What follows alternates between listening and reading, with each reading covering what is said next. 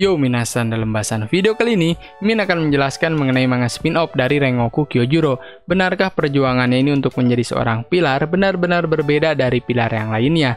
Tentunya para pilar ini memiliki cerita tersendiri ya untuk menjadi seorang pilar. Dan kita semua berdoa saja semoga masing-masing pilar dari pemburu iblis memiliki cerita flashbacknya masing-masing atau masa lalunya. Langsung aja tanpa berlama-lama, kita ke pembahasan videonya guys, check it out.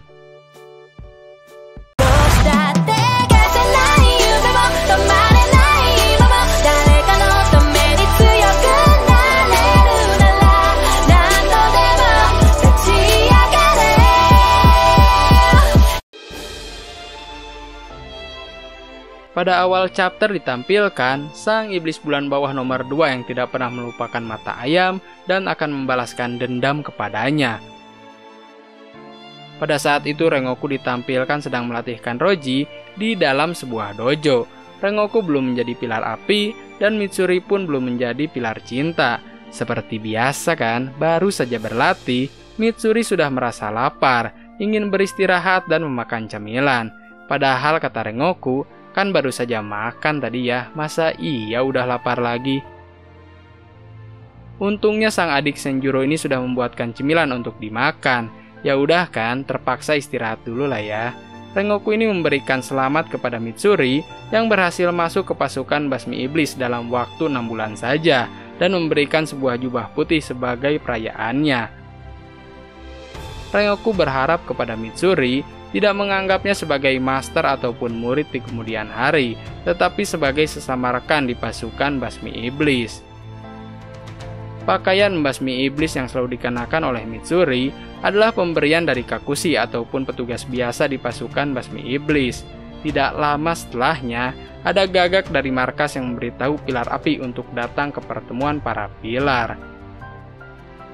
Namun, ayahnya Rengoku yaitu Shinjiro ini tidak mau datang ke pertemuan para pilar. Dirinya menganggap kalau pilar itu hanyalah sampah dan tidak mau terlibat lagi dalam pertarungan di pasukan Basmi Iblis. Entah apa yang terjadi kepadanya, mudah-mudahan kita akan segera mengetahuinya ya. Pertemuan pilar pun akhirnya dimulai. Sanemi merasa risih, kenapa ada orang yang bukan pilar tapi hadir dalam pertemuan kali ini. Ternyata Oyakata samalah yang sudah mengundang Rengoku untuk datang ke pertemuan para pilar dan mempelajari apa yang sedang terjadi. Di sini Rengoku mengungkapkan kalau perubahan yang terjadi pada ayahnya disebabkan oleh istrinya yang sudah meninggal bernama Ruka. Dari sanalah Shinjiro kehilangan keinginannya untuk bertarung dan mulai mabuk-mabukan pada saat bertugas. Uzui Tengen menyarankan kepada pilar yang lain untuk membiarkan Shinjiro ini mengundurkan diri dari pasukan Basmi Iblis. Dalam mengembalikan motivasi ayahnya yang sudah hilang, Rengoku bertekad menjadi seorang pilar dan menjadi orang yang lebih berguna lagi ke depannya. Kemudian Sanemi ini memaksanya untuk bertarung, menguji apakah Rengoku layak duduk sebagai seorang pilar ataukah tidak. Rengoku tidak membalas serangan Sanemi dan mengatakan kalau seorang pendekar pedang ini tidak diperbolehkan untuk bertarung satu sama lainnya. Pada akhirnya, Ubuyashiki mempercayakan Rengoku untuk menyelidiki iblis di salah satu kota yang kemungkinan besar akan ada 12 iblis bulan. Kenapa bang yang harus pergi ini adalah Rengoku, sedangkan pilar yang lain kan masih banyak dan lebih pantas aja gitu ya untuk menjalani misi itu. Misi itu diberikan kepada Rengoku karena wilayah itu adalah tanggung jawab ayahnya yaitu Shinjuro. Kemudian Rengoku ini membagi pasukannya menjadi 2 kelompok. Yang satu untuk mengevakuasi warga dan yang satunya lagi untuk menemukan iblis tersebut. Dar, tiba-tiba ada sebuah ledakan dari pusat kota. Itu hanyalah pengalih perhatian supaya iblis tersebut bisa menembak para pembasmi iblis dari kejauhan. Iblis bulan ini memang bertekad untuk membalaskan dendam, entah apa yang terjadi di masa lalunya.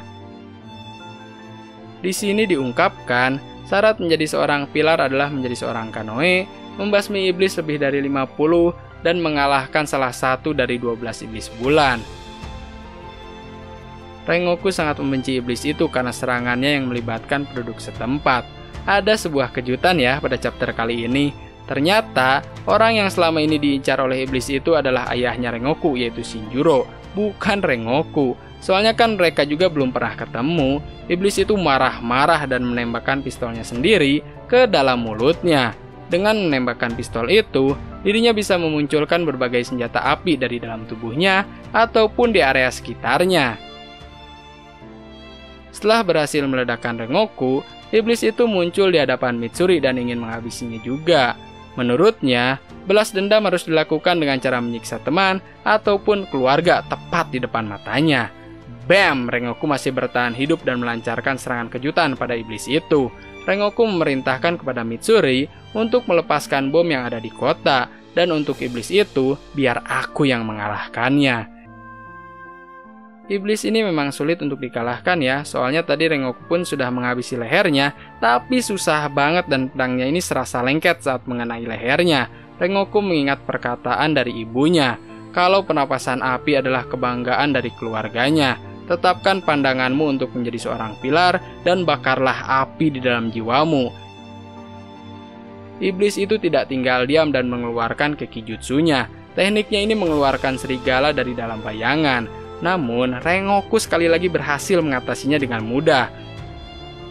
Mitsuri dan pemburu iblis yang lain masih sibuk untuk mencari bom yang ada di kota.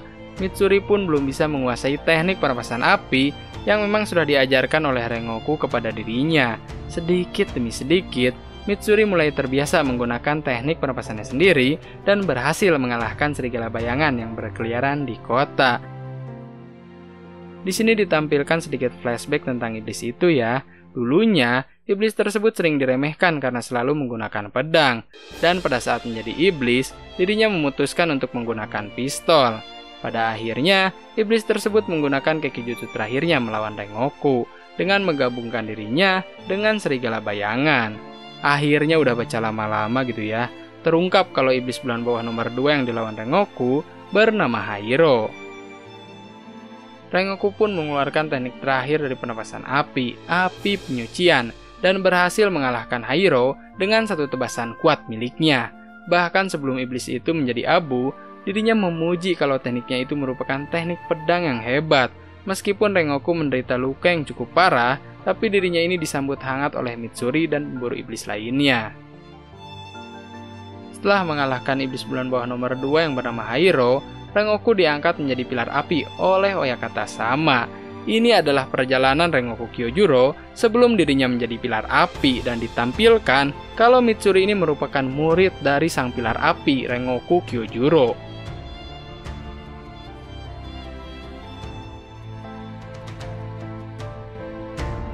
Sekian bahasan video kali ini mengenai penjelasan manga spin-off dari Rengoku Kyojuro. Kalau kalian ada masukan ataupun saran mengenai pembahasan video kali ini, ataupun buat next review anime selanjutnya, silahkan kalian tulis di kolom komentar ya. Jangan lupa untuk di like, komen, dan subscribe, dan di share ke teman-teman kalian, dan seluruh media sosial kalian, supaya channel ini makin berkembang lagi, dan tentunya lebih dikenal banyak orang. Oh ya, satu lagi hampir lupa guys, terima kasih banyak buat kalian yang sudah menonton habis videonya, karena anime bukan kartun.